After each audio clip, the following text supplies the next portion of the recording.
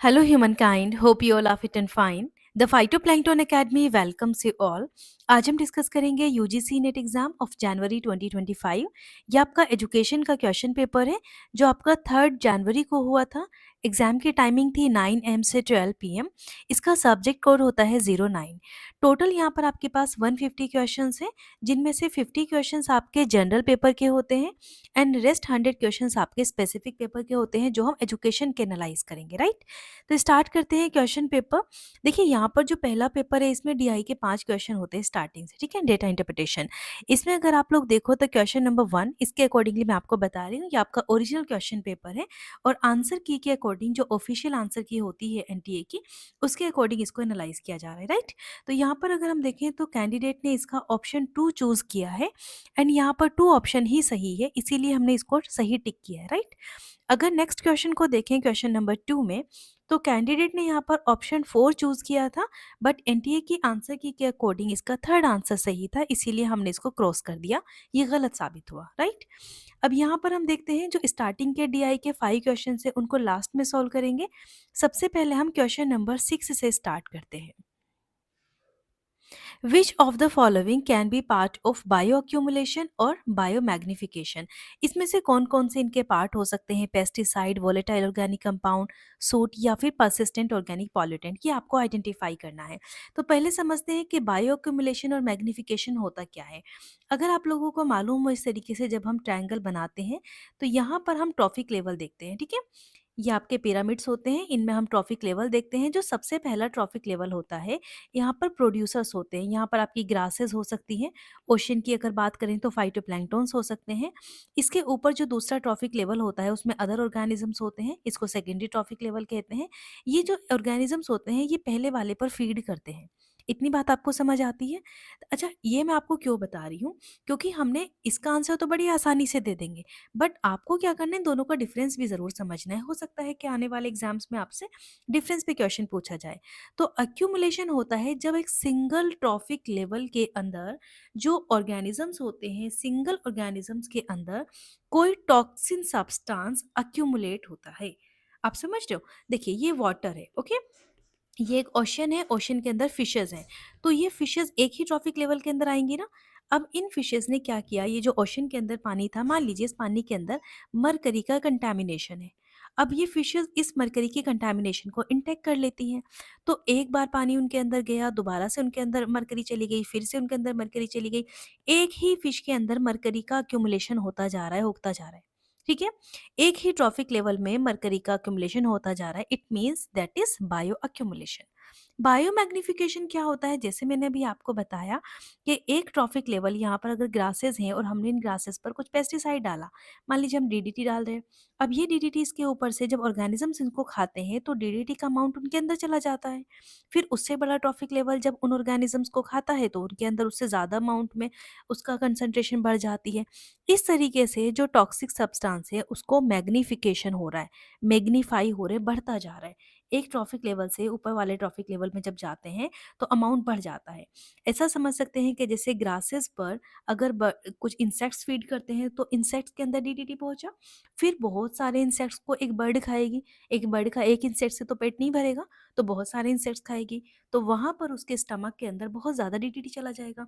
इस तरीके से जब उन बर्ड्स को दूसरे ट्रॉफिक लेवल के बड़ा कोई ईगल, कोई बड़ा ऑर्गेनिजम्स खाएगा, तो वहां पर भी वो मैग्नीफाई हो जाएगा। इसको हम कहते हैं बायो मैग्निफिकेशन। तो सुनने में आपको सिमिलर सिमिलर लगेगा, लेकिन अगर हम डिटेल में जाते हैं तो काफ़ी डिफरेंस होता है। अच्छा, ये चीज़ क्लियर हुई। अब किस किस में ये हो सकता है? देखिए पेस्टिसाइड का एग्जाम्पल मैंने आपको दिया है डीडीटी का, तो ऑफकोर्स ये वहाँ पर होगा। वॉलेटाइल ऑर्गेनिक कंपाउंड से नहीं हो सकता, क्योंकि वॉलेटाइल कंपाउंड्स क्या होते हैं, ये वॉलेटाइल होते हैं, ये वेपोराइज हो जाते हैं, हवा में उड़ जाते हैं, ये अक्यूमुलेट नहीं होते कहीं पर भी। सूट आपका क्या होता है, ये कार्बन सब्सटेंस होता है और ये हमारी बॉडी के जो फेट सेल्स होती हैं उनमें कभी ये एब्जॉर्ब नहीं होता।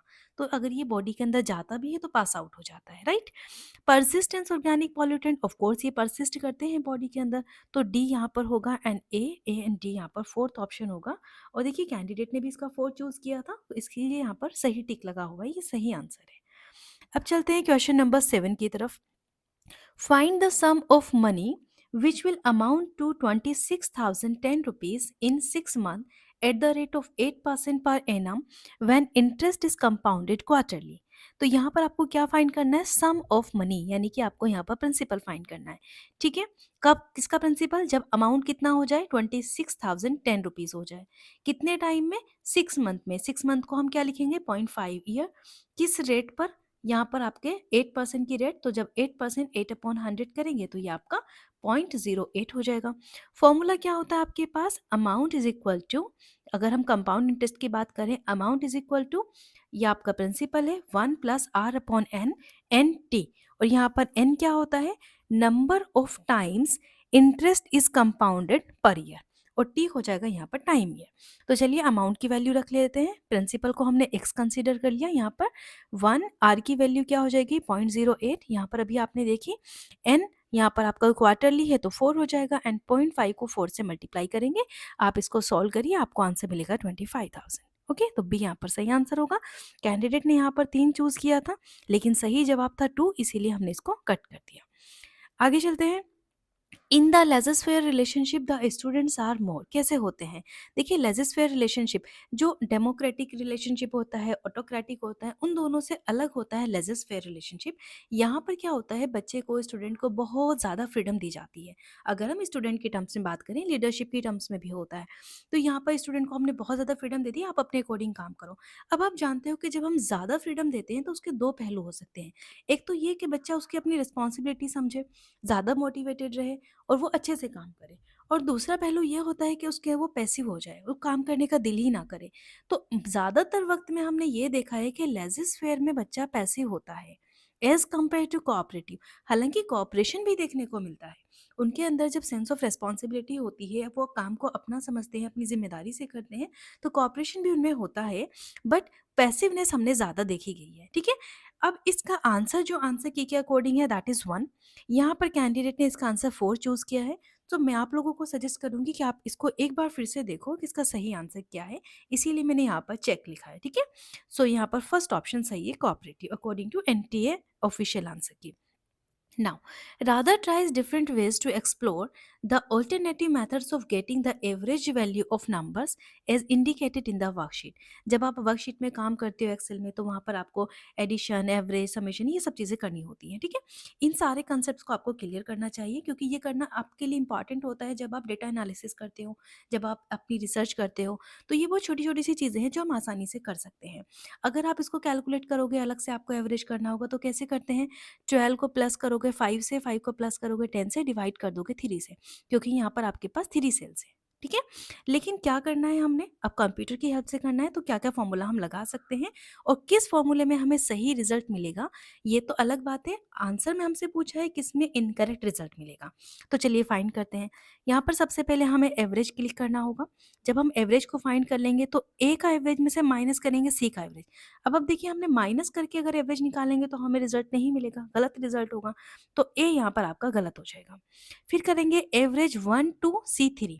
जब आपके पास कॉलन लगा होता है, तो इसका मतलब होता है यहाँ से यहाँ तक हमने सेलेक्ट कर लिया और हमने एवरेज फाइंड कर लिया। तो यहाँ से यहाँ तक का एवरेज निकालोगे तो सही रिजल्ट आएगा। ठीक है, अब आपने क्या करना है, सम कर देना है। सो A1 सेल से C3 सेल, A1 सेल ये होगी, B2 सेल ये होगी, C3 सेल। अगर आप A1 से सेलेक्ट करते हो तो इतना आपके पास सेलेक्ट हो जाता है कंप्यूटर में। सो A1 से C3 सेल तक आपने सेलेक्ट किया और उसको डिवाइड कर दिया 3 से, तो वही जो मैंने आपको मैनुअली करके बताया, तो भी आपका आंसर सही आएगा। तो ए में भी आंसर सही आ जाएगा, सॉरी ए में सही नहीं आएगा, बी में आंसर सही आ जाएगा, सी में सही आ जाएगा। ठीक है, अब उसके बाद देखते हैं सम, अगर A to C 9 से तो नहीं कर सकते, तो डी में गलत आंसर होगा।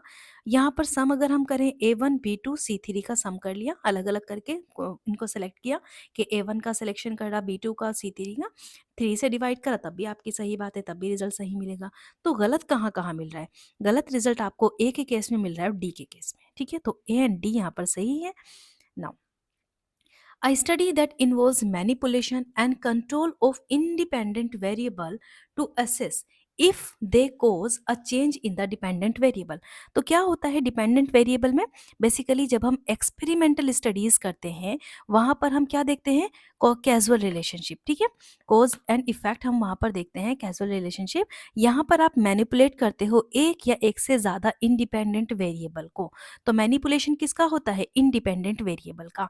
और दूसरा क्या करते हैं हम, जो हमारा डिपेंडेंट वेरिएबल होता है उसके ऊपर हम इफेक्ट देखते हैं। एक या उससे ज़्यादा डिपेंडेंट वेरिएबल पर हम इफेक्ट देखते हैं।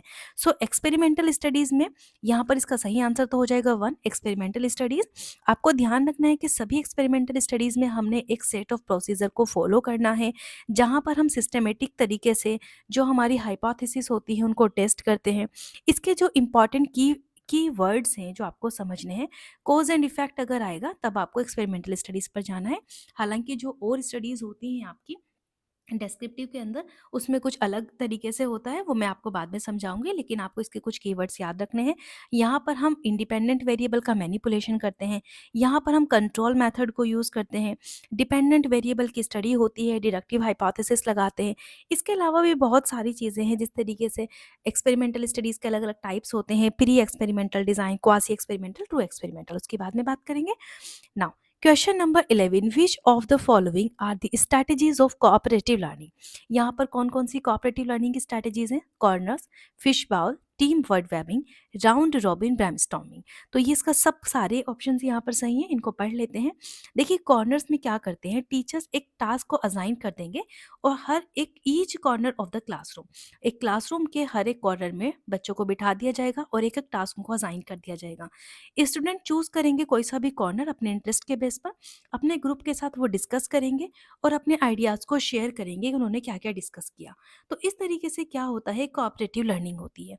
एग्जाम्पल यहाँ पर ले लेते हैं, कोई हिस्ट्री का लेसन आपने पढ़ाना है रिवॉल्यूशंस का, हर एक कॉर्नर में एक डिफरेंट रिवॉल्यूशन की बात आपने दे दी कि आप फ्रेंच रिवॉल्यूशन को डिस्कस करो, आप अमेरिकन को, आप रशियन को, अनदर इंडस्ट्रियल को, इस तरीके से 4 कॉर्नर में स्टूडेंट्स को बिठा दिया है। अब वहाँ पर वो डिस्कस कर रहे हैं कि क्या कॉजेज थे, कैसे इम्पैक्ट हुआ, ठीक है, ये सारी चीज़ें, तो ये कोऑपरेटिव लर्निंग होगी।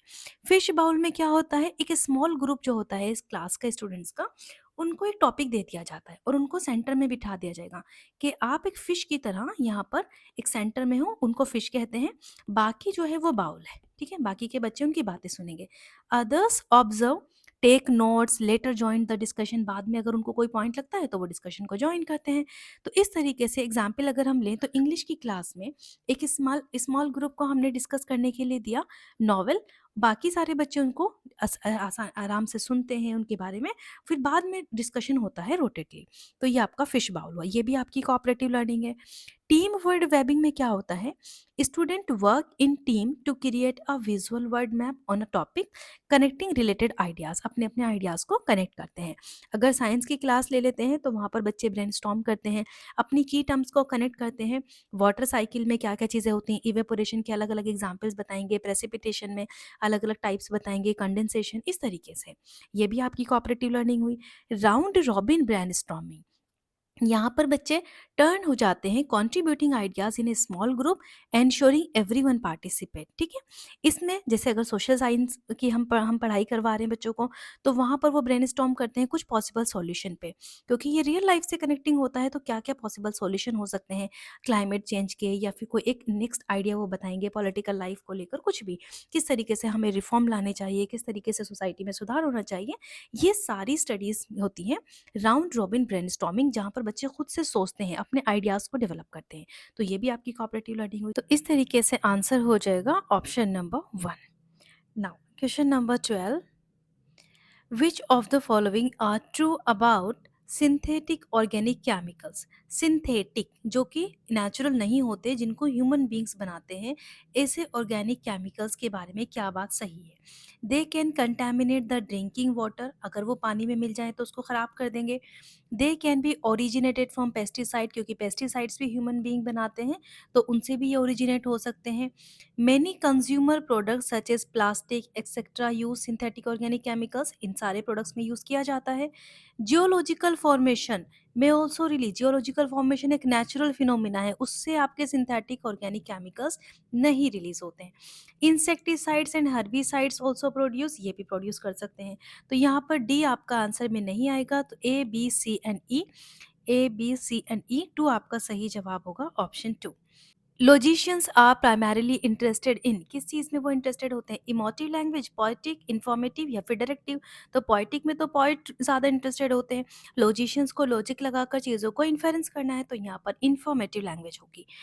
नाउ क्वेश्चन नंबर 14, यहाँ पर आपको मैच करना है लिस्ट 1 को 2 से। लिस्ट 1 में डिस्क्रिप्शन दिया हुआ है और लिस्ट 2 में उसके आईसीटी आइटम्स दिए हुए हैं। इंफॉर्मेशन कम्युनिकेशन टेक्नोलॉजी के ये टर्म्स हैं। Now name of an operating system, इनमें से कौन सा ऑपरेटिंग सिस्टम है? तो यहाँ पर आपका हो जाएगा एंड्रॉइड। एंड्रॉइड एक ऑपरेटिंग सिस्टम होता है। सीपीयू मैन्युफैक्चर करने वाला, यहाँ पर इंटेल के सीपीयू आपने देखे होंगे। Links web pages, brain of the computer, brain of the computer CPU होगा। कितना आसान सवाल है। क्वेश्चन नंबर 14 का option 4। Now identify the correct chronological sequence of the following, ये बड़ा इंटरेस्टिंग क्वेश्चन है। आपको आइडेंटिफाई करना है क्या क्रोनोलॉजी है इन सारी चीज़ों की। अब यहाँ पर ऑप्शन हम देखें, codex, television, radio, newspaper and Technicolor cinema. अब देखो ये सारे क्या हैं, कम्युनिकेटिव डिवाइस हैं। कैसे हम कम्युनिकेट करते हैं? आपको मालूम है टेलीविज़न के ज़रिए भी कम्युनिकेशन होता है, न्यूज़पेपर, रेडियो, इन सब के ज़रिए। कोडेक्स क्या होता है? जो बहुत पहले टाइम में फर्स्ट सेकेंड सेंचुरी में आई थिंक ये रहा होगा कि वहाँ पर क्या होता था, जो पेड़ होता है उसकी जो बार्क होती है जिसको हम पेड़ की छाल कहते हैं, उसके ऊपर कुछ बनाकर निशान से कुछ लिखते थे, जिनको जो उनकी स्क्रिप्ट होती थी। मतलब एक कम्युनिकेट करने का एक तरीका होता था, कुछ भी उस पर ड्रॉ किया उस तरीके से और उसको प्रिजर्व करके रख लेते थे, या पेड़ के बड़े बड़े पत्तों पर। तो ये एक जब उसको कंबाइन करके उनको जोड़ जोड़ के एक बुक की फॉर्म में उनको प्रिजर्व किया जाता था इन्फॉर्मेशन को, दैट इज कोडेक्स। तो कोडेक्स यहाँ पर सबसे पहले आएगा क्रोनोलॉजी में अगर हम देखें तो। तो ए यहाँ पर हो जाएगा। ए के बाद आपको पता है न्यूज़पेपर, तो यहाँ से तो आपको कंफर्म ही है कि न्यूज़पेपर के बाद आपका टेक्निकलर सिनेमा, देन आपके पास radio and lastly there will be television. So यहाँ पर ये ऑप्शन 4 गलत चूज़ किया हुआ है कैंडिडेट के ज़रिए, सही आंसर इसका 2 होगा। Question number 16. If L base M represent a number L in base M number system, then identify the correct descending order of the following numbers A to D when converted to decimal number system. तो आपको इनको descending order में लगाना है decimal number system में convert करने के बाद। स्टार्ट करते हैं ऑप्शन 1 से। 1 0 1 1 0.11। अब आपको बाइनरी नंबर लेना है यहाँ पर। तो देखिए, जब हम पॉइंट के राइट हैंड साइड में जाते हैं तो पावर माइनस में होती है और हम लेफ्ट टू राइट की तरफ स्टार्ट करते हैं। 2 की पावर -1, 2 की पावर -2। ओके। अब यहाँ पर सॉरी पॉइंट लगेगा यहाँ पर। 1 डिवाइडेड बाई 2, यहाँ पर पावर 1 ही रहने वाली है। 1 डिवाइडेड बाई 2, यहाँ पर पावर आपकी 2 हो जाएगी। ओके। ये क्या होगा, 1 डिवाइडेड बाई 2 0.5 हो जाएगा। और यहाँ पर आपका 1 डिवाइडेड बाई 4 होगा। 4 को सोल्व करोगे तो कितना आएगा, 0.25। ये आपका 0.25 हो जाएगा। आई होप इतना क्लियर है। अब यहाँ से स्टार्ट करते हैं। 2 की पावर 0, पावर 1, पावर 2, पावर 3। मैं इसको डायरेक्ट भी कर सकती हूँ, लेकिन जो बच्चे स्टार्टिंग से देख रहे हैं, जिनको स्टार्टिंग से अंडरस्टैंड करना है, उनके लिए बता रही हूँ। उसके बाद डिवाइडेड बाय ये पावर 4 हो जाएगी। अब आप 0 वाले कैंसिल कर सकते हो, तो 2 1 ज़ा 2, 2 हो जाएगा, 2 2 ज़ा 4 और यहाँ पर 16 हो जाएगा। इनको आप ऐड कर लोगे, 16 4 20 22, तो टोटल हो जाएगा आपका 22। और यहाँ पर 0.5 प्लस ऐड करोगे 0.25, या जो हो जाएगा आपका 0.75। तो ये तो हुआ आपका 22.75। इसको अभी आप अपने पास रखोगे। सेकंड नंबर का सॉल्व करते हैं। सेकंड नंबर है यहाँ पर 1 1 0.2। अब आपको बेस में देखना होगा कि यहाँ पर बेस में 4 है, तो यहाँ पर क्या करेंगे हम, 4 की power -1। I hope it's clear. यहाँ से स्टार्ट करते हैं। 4 की पावर 0, 4 की पावर 1, 4 की पावर 2। ये 0 को कैंसिल करेंगे। 4 की पावर 1 4 और 4 4 ज़ा 16। 16 प्लस 4 करेंगे 20, और ये 4 की पावर -1 को इसको कैसे करते हैं, 1 डिवाइडेड बाई 4, ठीक है, पावर 1।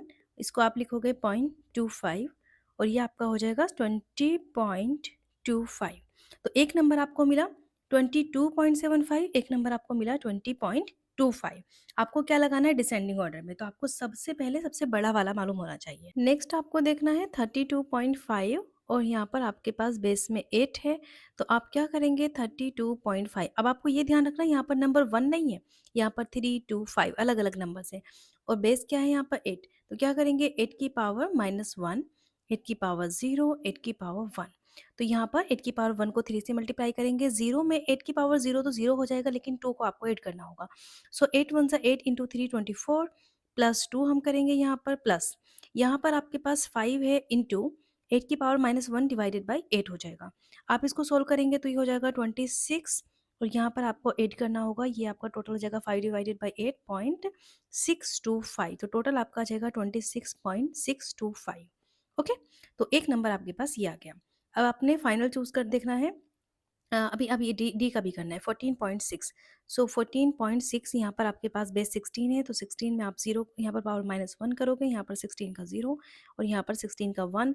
0 16 की पावर 0 तो 0 रहेगा, लेकिन 4 को आपको ऐड करना पड़ेगा, 16 का 16 हो जाएगा, प्लस 4 करेंगे क्योंकि यहाँ पर मल्टीप्लाई 1 से करने वाले हैं। अच्छा, आप इसे समझ लीजिए, 16 1 से 16 प्लस यहाँ पर आपको मल्टीप्लाई करना है 1 से, तो ये आपका 16 हो जाएगा, प्लस आप 4 करोगे और उसके बाद ये आपको करना है 1 डिवाइडेड बाई 16 इंटू यहाँ पर आपके पास 6 रहेगा।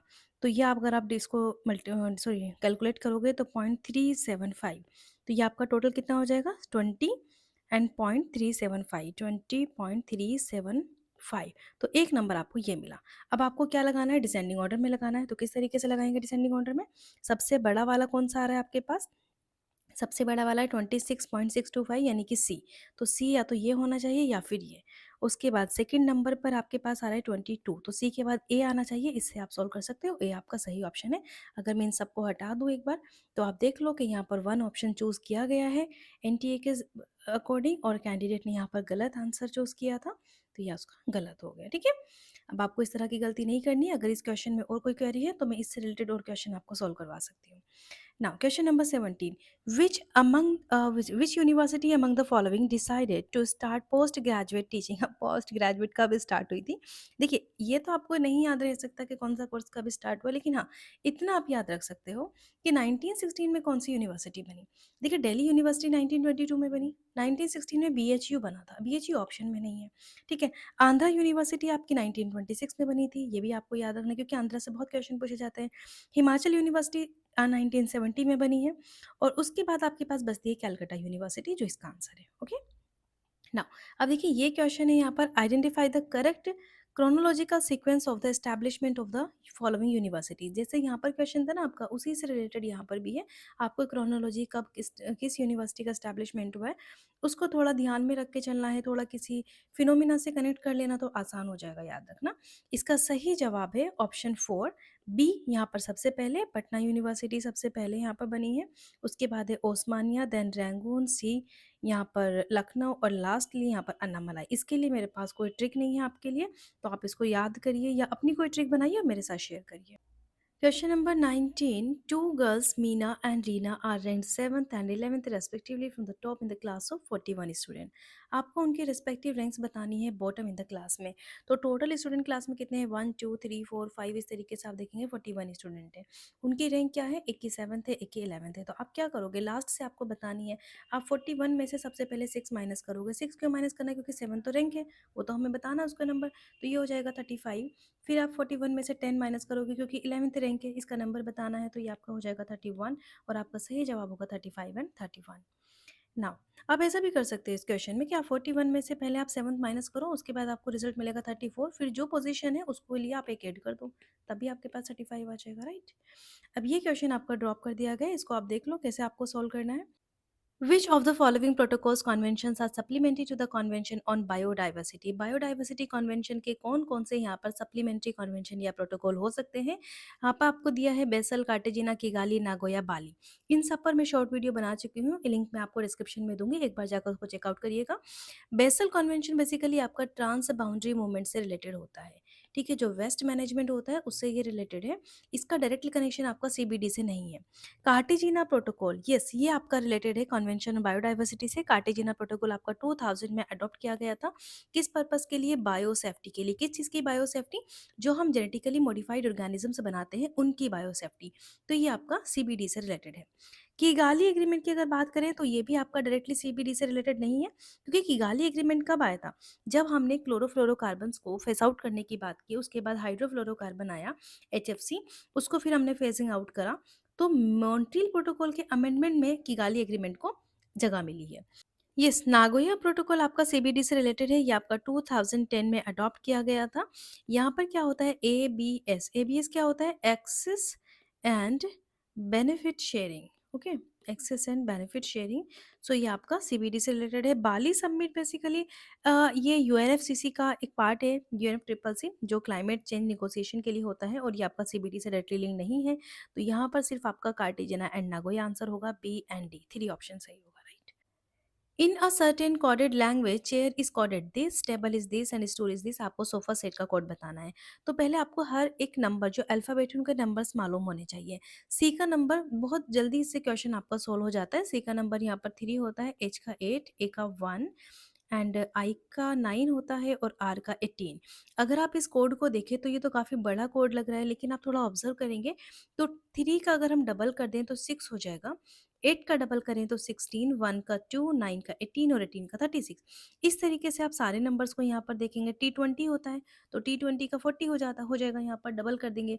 ए का आप पर 2 हो जाएगा। इस तरीके से यहाँ पर इन्होंने सारे नंबर्स को डबल किया हुआ है। अब आप सोफा सेट का नंबर भी यहाँ पर डबल करेंगे तो आपको आंसर 3 मिलेगा। Now ancient university well known student, तो यहाँ पर बात करते हैं तक्षशिला, नालंदा, मिथिला एंड श्रद्धापीठ। देखिए तक्षशिला यूनिवर्सिटी आपका डायरेक्टली चाणक्य से मिलने वाला है, क्योंकि चाणक्य ने वहाँ पर पढ़ाई की है। तो तक्षशिला यहाँ पर चाणक्य का हो जाएगा। ए का 4 कहाँ पर है, तो 4 आपका आंसर हो जाएगा। उसके बाद आप आसानी से मिला सकते हो, बी का 1, तो यहाँ पर नालंदा आपका नागार्जुना है, और मिथिला आपका हो जाएगा गणेश उपाध्याय, एंड श्रद्धापीठ आपका होगा कुमारा जीव। Okay, so option 4। Now, which of the following are the benefits of interactive technology oriented media? Interactive, जहाँ पर आप interact कर सकते हो। यहाँ पर देखिए master slave architecture, passive audience. अगर पैसिव ऑडियंस है तो क्या इंटरेक्शन होगा? क्या ये बेनिफिट है इंटरैक्टिव टेक्नोलॉजी का? Enhancement of individualism, democratic decentralization and permits creativity. तो अगर आप देखो यहाँ पर, तो master slave architecture and passive audience, ये आपका सही नहीं होगा। आपके जो इंडिविजुअलिज्म है उसका एनहेंसमेंट होता है जब आप इंटरैक्टिव टेक्नोलॉजी यूज़ करते हो। डेमोक्रेटिक डिसेंट्रलाइजेशन होता है, पावर डिस्ट्रीब्यूट होती है, और क्रिएटिविटी को परमिशन मिलती है। ठीक है, तो सी डी ई यहाँ पर सही जवाब है। Now, identify the correct ascending order of elements of inquiry training model। देखिए ये मॉडल्स बहुत इंपॉर्टेंट है, और ये आपके एग्जाम में हर बार पूछे जाते हैं। आपको सारे मॉडल्स याद करने हैं ट्रेनिंग के। तो यहाँ पर इंक्वायरी ट्रेनिंग मॉडल की अगर हम बात करें, इसका क्या सिस्टम होना चाहिए, तो सबसे पहले यहाँ पर आपका आता है फोकस, उसके बाद आता है सिंटेक्स, सिंटेक्स के बाद आपका social system, then principle of reaction, and lastly support system. So 3 यहाँ पर आपका सही जवाब होगा। Okay, the measurement for screen resolution for laptop is this, which of the following is the unit based. अब ये देने की भी जरूरत नहीं थी, अगर आप डायरेक्टली पूछ लेते कि स्क्रीन रिजोल्यूशन किस चीज में मेजर करते हैं, तो सही जवाब पिक्सल होता है। पिक्सल में ही तो जो फोटोग्राफ्स होते हैं उनकी मेजरमेंट उनका किया जाता है, उनके रिजोल्यूशन का। तो पिक्सल यहाँ पर सही जवाब होगा। यहाँ पर जो कैंडिडेट है उन्होंने एमबीपीएस चूज किया हुआ है, मेगाबाइट पर सेकेंड, ये इसका सही जवाब नहीं है, पिक्सल इसका सही आंसर है। Okay, the second media age, second media age, देखिए यहाँ पर अगर आप ऑप्शंस देखें इसको कैसे सॉल्व किया जा सकता है। Print media, radio, television, interactive media. अब आप देखो कि प्रिंट मीडिया से भी हमें इंफॉर्मेशन मिलती है, रेडियो से भी, टेलीविजन से भी, और इंटरैक्टिव मीडिया से भी। लेकिन अगर हम देखें कि जो प्रिंट मीडिया है वो बहुत पुराना है, ठीक है, लेकिन वो आज भी यूज़ होता है। रेडियो टेलीविजन हमारा आज भी यूज़ होता है, और इंटरैक्टिव मीडिया ज़्यादा यूज़ हो रहा है। लेकिन यहाँ पर पूछा है सेकेंड मीडिया एज, तो सेकेंड मीडिया एज तो वो होगी ना जिसमें हम अपने आप से भी इंटरैक्ट कर सकते हैं। तो यहाँ पर फोर्थ आपका सही जवाब होगा interactive media. Print media, radio, television में जो हम अपने आप से अपना कोई ओपिनियन नहीं रख सकते थे, बट इंटरैक्टिव मीडिया में हम अपना ओपिनियन रख सकते हैं। तो ये आपकी सेकेंड मीडिया एज होगी। Arrange the following in correct order of their appearance in the APA style of writing a book reference। अब आपको किसी बुक का रेफरेंस एपीए स्टाइल में लिखना है तो किस तरीके से उसका फॉर्मेट होना चाहिए। वहाँ पर हम सबसे पहले ऑथर का लास्ट नेम लिखते हैं। अगर किसी का नाम ए स्मिथ है तो वहाँ पर हम क्या करेंगे, स्मिथ पहले लिखते हैं, और उसके बाद उनका जो पहला नाम है पहला वाला उसको स्मॉल में लिख, मतलब एक नंबर उसका सिर्फ ए लिखते हैं यहाँ पर। ठीक है, उसके बाद हम क्या करेंगे, बी के बाद यहाँ पर लास्ट नेम हो जाएगा ऑथर का। उसके बाद ईयर ऑफ पब्लिकेशन, किस साल में वो पब्लिश हुई है, मान लीजिए 2001 में पब्लिश हुई है तो ईयर ऑफ पब्लिकेशन लिखा जाएगा। एंड फिर title of the book, book का क्या टाइटल है उसको हम लिखेंगे। And lastly we will write the name of the publishing company, कौन सा पब्लिशिंग हाउस है वहाँ का नाम लिखेंगे। तो यहाँ पर आपका सही जवाब होगा फोर्थ। प्रमा अकॉर्डिंग टू न्याय, न्याय के अकॉर्डिंग प्रमा क्या होता है, दैट इज यथार्थ। Okay, Identify the forms of social desirability bias, observer drift, impression management, psychological effect and self deception positivity. तो सोशल डिजायरेबिलिटी बायसनेस क्या होती है? जब आप सोसाइटी में इस तरह के आंसर्स देते हो जो सोसाइटी में एक्सेप्टेबल हो, जो डिजायरेबल हो, वहां पर आप बायसनेस क्रिएट कर रहे हो। होता तो कुछ और है लेकिन आप बताते कुछ और हो। जैसे आप अपना इंप्रेशन बनाने की कोशिश कर रहे हो इंप्रेशन मैनेजमेंट टेक्निक के थ्रू। कोई आपसे मालूम करता है कि क्या आप बहुत रिलीजियस हो? यस, मैं बहुत रिलीजियस हूँ, 5 वक़्त की नमाज़ पढ़ता हूँ, 1 मंथ के रोज़े रखता हूँ, इस तरह की बातें आप करने लगते हो। तो आप इंप्रेशन बनाने की कोशिश कर रहे हो। कोई आपसे मालूम करता है कि क्या आप प्लास्टिक यूज़ करते हो? नहीं, नहीं, बिल्कुल प्लास्टिक यूज़ नहीं करता। मैं एनवायरनमेंट की बहुत कंसर्न करता हूँ। ये सारी चीज़ें आप इंप्रेशन जमा रहे हो, ठीक है? सेल्फ डिसेप्शन पॉज़िटिविटी होती है जब आप अपने ही बारे में कुछ इस तरह के ख़यालात रखते हो जो सोसाइटी में एक्सेप्टेबल हैं। जैसे आप सोचते हो कि मैं बहुत अच्छा हूँ, बहुत काइंड हूँ, इस तरह की चीज़ें। तो ये self deception, positive impression management, social desirability biasness के कंपोनेंट है। Because every part of a certain machine is light in weight, the machine as a whole is light in weight, commit fallacy. कौन-सी fallacy commit कर रहे हो? ये एक complete machine है। इसके कुछ पार्ट्स हैं छोटे-छोटे जो लाइट है वेट में। आपने इन पार्ट्स को देख के कह दिया कि कंप्लीट मशीन ही लाइट होगी, तो आप कंपोज़िट कर रहे हो चीज़ों को, ठीक है? यहाँ पर फेलेसी कंपोजिशन की हो जाएगी। आपने गलती किस चीज़ की करी? कंपोजिशन की। छोटी चीज़ों को देखकर आपने बड़ी चीज़ बता दिया। जैसे अगर मैं पूरी क्लासरूम का एग्ज़ाम्पल लूँ, आपको पता है 2-3 बच्चे क्लास में शरारती हैं, आपने कहा कंप्लीट सारी की सारी क्लास शरारती है। क्या हो गया? कंपोजिशन। डिवीज़न क्या होता है? जब आप डिवाइड करते हो। मान लीजिए आपको पूरी मशीन दे दी जाती और आपसे कि वो आप उसको उठा के देखते हैं, बड़ी हेवी है मशीन, इसके जो छोटे-छोटे पार्ट्स हैं वो भी हेवी होंगे। तो आपने क्या किया? डिवाइड कर दिया। बड़ी चीज़ को देखकर छोटी चीज़ को आप बता रहे हो। तो वहाँ पर डिवीज़न हो जाता है, तो यहाँ पर आपका सही आंसर होगा composition. When 20% of a number x is added to the another number y, y को इंक्रीज़ कर देते हैं 50% से, रेस्पेक्टिव रेशियो आपको बताना है। तो एक्स का 20% निकालेंगे, 20/100, उसमें आपने वाई ऐड किया और वाई में आपने 50% ऐड कर दिया, ठीक है? वाई में 50% ऐड कर दिया, तो यहाँ पर आपका हो जाएगा 0.2x plus y is equal to 1.5 y, ठीक है? ये 0.2x हो जाएगा आपका, यहाँ पर 1.5 से y माइनस करोगे तो 0.5 y हो जाएगा और x अपॉन y आपके पास हो जाएगा 0.5 अपॉन 0.2, इट मीन्स 5:2। ओके, 5:2 आपका सही जवाब होगा। Find the number that can replace the question mark in the series given below. 3, 6, 24, 30। पहले तो आप इसको माइनस करने की कोशिश करोगे, यहाँ पर देखोगे क्या डिफरेंस है, लेकिन ऐसा जगह आपको कोई डिफरेंस यहाँ पर नजर नहीं आ रहा है जिसका कोई पैटर्न बन रहा हो। हमेशा सीरीज में कोई ना कोई पैटर्न बनता है। पूरा सीरीज के बारे में मैं ऑलरेडी बात कर चुकी हूँ किस तरीके से हम आइडेंटिफाई करते हैं। यहाँ पर आपको ओड इवन नंबर्स के जो नंबर्स हैं उनको हटाना होगा। तो यहाँ पर हम देखेंगे 3, 24, 63 और ये आपको मालूम करना है, ठीक है? इस वाले पैटर्न को भी आप देख सकते हो, यहाँ पर भी आपको सिमिलर पैटर्न मिलेगा। तो 3 से 24 को माइनस करो, आपको रिजल्ट मिलेगा 21, 24 से 63 को माइनस करो, आपको रिजल्ट मिलेगा 39। अगर आप इन दोनों का डिफरेंस देखोगे तो आपको मिलेगा 18, यानी कि आगे भी आपका डिफरेंस 18 आना चाहिए। तो 39 में 18 ऐड करना पड़ेगा, तो आप यहाँ पर 39 प्लस 18 कर दोगे। ये जो कंप्लीट नंबर आपके पास आने वाला है, इसमें आपको 63 में ऐड कर देना है। तो अगर आप इन सबको 63 में ऐड करोगे तो आपको मिलेगा 120। तो यहाँ पर सही आंसर होगा 1। इसको एक बार ध्यान से देखना, फिर से दोबारा से वीडियो करके देखना, आपको सही सच में समझ में आ जाएगा। ये क्वेश्चन आपका ड्रॉप कर दिया गया है। Now question 35, which of the following is the key ingredient in the formation of photochemical smog. Photochemical smog बनाने के लिए आपको नाइट्रोजन के ऑक्साइड्स की ज़रूरत पड़ती है और जो हमारे एटमॉस्फेयर के अंदर हमारे ऑटोमोबाइल से रिलीज होते हैं वो आपका फोटोकेमिकल स्मॉग, जो कि आपका सेकेंडरी पॉल्यूटेंट भी होता है। यहाँ पर सही आंसर होगा 3rd। नेक्स्ट क्वेश्चन है, इन digital communication a television broadcast and a radio broadcast, ये किस तरह के एग्जाम्पल हैं? तो television broadcast and radio broadcast आपके सिंप्लेक्स के एग्जाम्पल हैं। आपको समझना होगा डिजिटल कम्युनिकेशन में दो तरह का कम्युनिकेशन होता है। एक होता है आपका सिंप्लेक्स कम्युनिकेशन, अनदर होता है duplex communication. Okay, simplex communication आपका सिर्फ वन डायरेक्शन में होता है। ओके, सिर्फ वन डायरेक्शन में। डुप्लेक्स आपका बोथ डायरेक्शन में होता है, बोथ डायरेक्शन। लेकिन एक बात यहाँ पर याद रखनी है कि डुप्लेक्स के भी दो पार्ट होते हैं। एक तो होता है आपका हाफ डुप्लेक्स और दूसरा होता है आपका फुल डुप्लेक्स, ठीक है?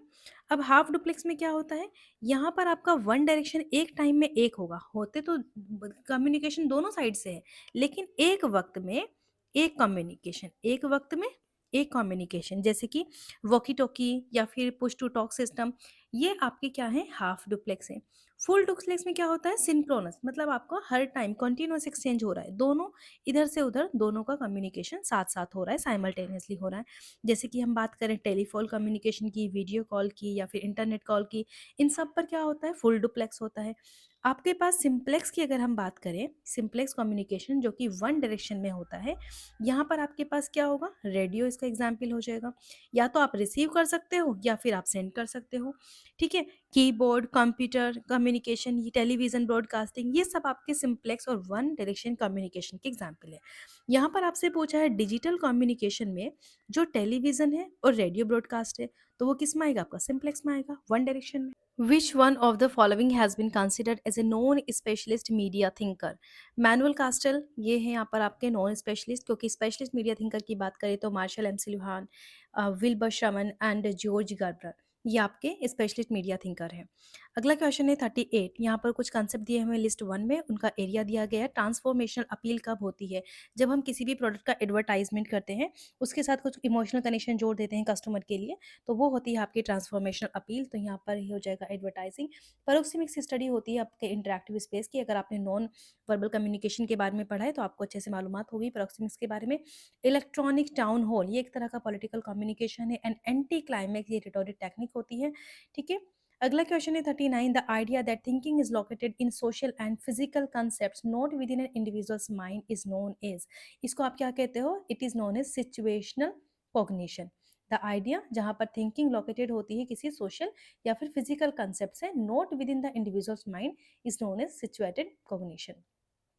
What is the correct sequence from minimum to maximum flux of the following component electronic radiation in the solar radiation reaching earth? जो सन से अर्थ के ऊपर सोलर रेडिएशन पहुंच रही हैं, उनका आपको मिनिमम से मैक्सिमम फ्लक्स तक देखना है। कम कौन सी जा रही है, उसके बाद ज़्यादा कौन सी जा रही है। तो यहाँ पर आप एक सीक्वेंस याद कर लो मैक्सिमम फ्लक्स का। जो एनर्जी का लेवल होता है, अगर हम लोवेस्ट से, आपको स्पेक्ट्रम पूरा याद होना चाहिए, लोवेस्ट से अगर हम हाईएस्ट की बात करें, तो सबसे पहले आपके पास होती है radio waves. Okay, radio waves की एनर्जी सबसे कम होती है, और सबसे ज़्यादा किसकी होती है, गामा वेव्स की होती है, ठीक है, गामा रेज की, जिनके पास मिनिमम फ्लक्स होता है। इनकी एनर्जी सबसे ज़्यादा होती है गामा की, लेकिन मिनिमम फ्लक्स इनका होता है। अब हमने क्या करना है, मिनिमम से मैक्सिमम जाना है। तो गामा से पहले कौन आता है, गामा से पहले आते हैं एक्स रेज, उससे पहले आती हैं यूवी रेज, इनसे पहले आती हैं विजिबल लाइट। आपको मैं पूरा स्पेक्ट्रम बनाकर दिखा देती हूँ यहाँ पर, स्टार्टिंग से रेडियो के बाद आपका माइक्रोवेव्स, माइक्रोवेव्स के बाद इंफ्रारेड रेज, फिर विजिबल आ जाती हैं, विजिबल लाइट, फिर आपके पास आती है अल्ट्रा वायलेट, उसके बाद आती हैं एक्स रेज, और उसके बाद आती हैं गामा, ठीक है। अब यहाँ पर अगर आप सीक्वेंस देखें तो ये इसका सही जवाब हो जाएगा, गामा के बाद एक्स, एक्स तो यहाँ पर दिया हुआ नहीं है, उसके बाद अल्ट्रा वायलेट दिया हुआ है, यानी कि फर्स्ट ऑप्शन आपका सही होगा। और इस क्वेश्चन को एनटीए ने बाद में रीचेक किया है, ठीक है। ये क्वेश्चन पहले कैंडिडेट ने वन चूज़ किया था, वन ही इसका सही जवाब था, लेकिन पहले जो फर्स्ट आंसर की आई थी उसमें इसका थर्ड जवाब दे दिया था या फिर सेकंड दिया था, बाद में उसको फिर चेंज करके वन कर दिया है, तो यही इसका सही आंसर है, ठीक है। आपको ये याद रखना इंपॉर्टेंट क्वेश्चन है। नेक्स्ट बात करते हैं, identify the figures in the following, all artist are egoist, कुछ आर्टिस्ट पेपर्स हैं and therefore some papers are egoist, इसको आपको किस फिगर से आप इसको कोड करोगे। तो अगर आपको ये फिगर याद हो बेटा, यहाँ पर AEIO, ठीक है, जहाँ पर ए होता है आपका ओल के लिए, ई होता है नो के लिए, ओ होता है सम नोट, एंड आई होता है आपका सम, ठीक है। ये दोनों एक दूसरे के क्या होते हैं, कॉन्ट्राडिक्टरी होते हैं, और यहाँ पर ये एक दूसरे के सब कॉन्ट्री होते हैं। ये सब अल्टर्न होता है, यहाँ पर कॉन्ट्रीज, यहाँ पर भी सब अल्टर्न, ठीक है। इस वैसे ही ज़्यादा आपके लिए बहुत ज़्यादा डिफिकल्ट नहीं है, आई होप कि आप सभी ने इसको पढ़ लिया होगा। इसके अकॉर्डिंग अगर आप हम फिगर की बात करें तो ये आपका थर्ड फिगर सही होगा, ठीक है। नाउ कुछ सॉफ्टवेयर टूल की बात यहाँ पर हुई है, वो किस सॉरी किस लिए यूज़ होते हैं ये आपको बताना है। तो काहूत कौन यूज़ करता है, हम सभी काहूत को यूज़ करते हैं क्विज़ के लिए। तो रियल टाइम असेसमेंट करते हैं, क्विज़ करते हैं, ऑनलाइन क्विजेज होती हैं, जब टीचर्स स्टूडेंट्स का ऑनलाइन मोड में हमें पढ़ाते थे तो तब वहाँ पर क्विजेज होती थी काहूत के जरिए। तो ये एक सॉफ्टवेयर है जहाँ पर हम क्विज़ कराते हैं, तो ये रियल टाइम में होती हैं आपकी। तो ए आपका 4 से मिल जाएगा, तो थर्ड आपका आंसर हो जाएगा। कितना आसान है। उसके बाद आप बी को मैच कर सकते हो। पैडलेट क्या होते हैं, ये आपके ऑनलाइन कोलैबोरेटिव स्पेस है, virtual wall to share the content. Labster आपका वर्चुअल साइंस लैब है, एंड टर्निटिन, टर्निटिन के बारे में भी सबको मालूम है कि प्लेजरिज्म चेकर। अगर आपको ये दो भी मालूम होते डी का 3, तो आपका आंसर 3 कंफर्म था, okay. Which among the following are contradictory proposition. तो जो अभी हमने यहाँ पर डायग्राम देखा था ए ई आई ओ का, यहाँ पर क्या होता है, ऑल होता है और यहाँ पर होता है सम नोट। तो यहाँ पर देख लेते हैं, ऑल जजेस आर लॉयर, सम जजेस are not lawyer. A and D आपका सही जवाब होगा, ए एंड डी। इसके अलावा ये भी आपका कॉन्ट्राडिक्टरी होता है, तो यहाँ पर क्या आना चाहिए, नो एंड सम। तो नो लॉयर्स आर जज and some lawyers are not, ये नोट आ गया यहाँ पर। अगर ये होता सम लॉयर्स आर जज, तभी आपका सही होता सी एंड डी, लेकिन यहाँ पर ये सही नहीं हो सकता, तो यहाँ पर फोर्थ ऑप्शन आपका सही जवाब है। Which of the following advocates the application of methods of natural sciences to the study of social reality and beyond? उससे ज़्यादा दूर। तो देखिए, जो पहले हमारे पास मेथड होता था, दैट इज़ द थियोसेंट्रिक। थियोसेंट्रिक में क्या होता था, जो अवे फ्रॉम द साइंस होता था, जहाँ पर जो चीज़ें देखते थे इंसान उसी पे यकीन कर लिया करते थे। अगर लाइट से डर लगता था तो उसकी पूजा कर लेते थे, पानी से डर लगता था पानी की पूजा, आसमान से डर लगता था उसकी पूजा, ये सब क्या आता है, थियोसेंट्रिक। उसके बाद आता है आपका पॉजिटिविज्म। पॉजिटिविज्म में क्या होता है, नेचुरल साइंस, ठीक है, नेचुरल साइंस। इसके अलावा होता है जो नेक्स्ट इसके बाद आता है पोस्ट पॉजिटिविज्म, जहाँ पर लॉजिक भी होता है आपका, साइंस भी होती है और सोशल साइंस भी होती है, ठीक है। तो यहाँ पर आपका सही आंसर होगा positivism. Now match list one से लिस्ट टू को आपको मैच करना है। लिस्ट वन में आपको पॉपुलेशन का मीन दिया है म्यू, 1/n समेशन x1, ये x इनिशियल का स्क्वायर आपको गिवन है। पॉपुलेशन का स्टैंडर्ड डेविएशन आपको गिवन है। वैसे आपका स्टैंडर्ड डेविएशन का फॉर्मूला होता है समेशन x माइनस एक्स बार का square divided by n minus one. But यहाँ पर पॉपुलेशन की बात हो रही है, तो फॉर्मूला हो जाएगा s is equal to under root summation x minus mu square divided by n, ठीक है, कैपिटल एन लिख सकते हो। इस फॉर्मूले के अकॉर्डिंग हम सॉल्व करेंगे। तो सबसे पहले यहाँ पर s इज इक्वल टू रख लेते हैं अंडर रूट, ठीक है, समेशन। अब x की वैल्यू कितनी दी हुई है, इनिशियल स्क्वायर इन्होंने ऑलरेडी दे दिया है, तो 50 यहाँ पर रख लेंगे, अब स्क्वायर करने की जरूरत नहीं है। माइनस म्यू का स्क्वायर नहीं दिया, तो इसका हम निकाल देंगे, 25 हो जाएगा, 5 5 25 डिवाइडेड बाई 1/n की वैल्यू यहाँ पर, अच्छा ये 1/n के साथ ही वैल्यू गिवन है, तो बस अब ये रखने की जरूरत नहीं है। यहाँ पर आपका हो जाएगा 50 माइनस 25, इतना ये हमने डायरेक्टली कर लेना है। अंडर रूट में ये आएगा, तो ये आपका निकल कर आ जाएगा 25, और अंडर रूट के 25 का आंसर हो जाएगा 5, तो ए आपका 5 4 से मिलेगा। तो ए 4 से आपका थर्ड आंसर हो जाएगा। बाकी भी आप सॉल्व कर सकते हो। यहाँ पर एस इज इक्वल टू, ये 52 है, आप 52 को अंडर रूट माइनस करोगे, यहाँ पर ये वैल्यू आपको ऑलरेडी गिवन है, 4 का कितना हो जाएगा 16, सो ये हो जाएगा आपका 12 में से 6 जाएगा 6, और 4 में से 2 3 36 और ये हो जाएगा 6 6 36, तो ये आपका 3 से मिलेगा। इस तरीके से बी में 4 और इसका बी का 3। अब आते हैं यहाँ पर सी में, तो 58 में से आप माइनस करोगे, 3 3 9, और यहाँ पर ये हो जाएगा आपका 49, और 49 किसका होता है, 7 7 49, तो सी 2 से ये आप सॉल्व कर सकते हो। डी का भी आंसर आपका 3 हो जाएगा, ठीक है। नाउ अब आपके पास है, ये आपको पैसेज पढ़ना है और इसके आंसर्स देखने हैं, तो आप पैसेज को आसानी से पढ़ लो, बहुत इजी सा पैसेज था डायग्नोस्टिक इवैल्यूएशन का। इसका सबसे पहले वाले क्वेश्चन का आंसर है 4, आंसर की के अकॉर्डिंग बता रही हूँ, इसको आप रीड कर लेना। नेक्स्ट में यहाँ पर इसका आंसर गिवन है 2, they are suffering certain psycho social disorder and physical disorder. उसके बाद 48 में आंसर गिवन है 4, एंड 49 में आंसर गिवन है थर्ड, डायग्नोस्टिक इवैल्यूएशन, एंड 50 में ये आंसर गिवन है थर्ड। तो आपको ध्यान रखना है, देखिए ये 5 क्वेश्चन जिस कैंडिडेट ने ये पेपर सॉल्व किया है, उसने 5 के 5 क्वेश्चन बिल्कुल सही किए हैं। तो ये जो आपके पैराग्राफ वाले क्वेश्चन होते हैं, इनमें तो आपको किसी भी तरह की कोई गलती नहीं करनी चाहिए, क्योंकि यहाँ पर सब कुछ गिवन ही होता है, आपको इसी में से आंसर सॉल्व करने होते हैं। आगे बात करते हैं क्वेश्चन नंबर 51। ओके, अब हम आ गए हैं एजुकेशन के पेपर पर। तो यहाँ पर है, विच of the following is not a basic principle of curriculum development. कौन सा, जब हम करिकुलम को डेवलप करते हैं तो उसमें कौन सा बेसिक प्रिंसिपल नहीं होता है। Principle of totality, leisure, maturity and flexibility. Of course leisure क्या है, यहाँ पर फ्री टाइम है, उसका कोई प्रिंसिपल नहीं है। फ्री टाइम हमारे करिकुलम में ज़रूर मेंशन होता है, लेकिन उसको कोई प्रिंसिपल नहीं है, प्रिंसिपल ऑफ लीजर। टोटलिटी है कि आपको हर एक चीज़ की मालूमात होनी चाहिए। मैच्योरिटी के हिसाब से आपको करिकुलम डेवलप करना चाहिए, छोटे बच्चों का करिकुलम कैसा होता है, क्या उनका मैच्योरिटी लेवल है। फ्लेक्सिबिलिटी होनी चाहिए, कौन सा ऑप्शन चूज़ करना है, कौन सा नहीं करना है, अपनी अपनी इंटरेस्ट के बेसिस पर चीज़ें होनी चाहिए। तो करिकुलम डेवलपमेंट के ये सारे प्रिंसिपल है, लीजर यहाँ पर नहीं होगा, ठीक है। क्वेश्चन नंबर 52, आई थिंक मुझे इसके लिए दूसरी वीडियो बनानी चाहिए, क्योंकि हो सकता है वीडियो बहुत लंबी हो गई हो। सो डीआई के क्वेश्चन आपके रह गए हैं 5 क्वेश्चन, वो इसी वीडियो में, नेक्स्ट वीडियो में मैं लास्ट में करवा दूंगी, ठीक है। All the best, thank you so much.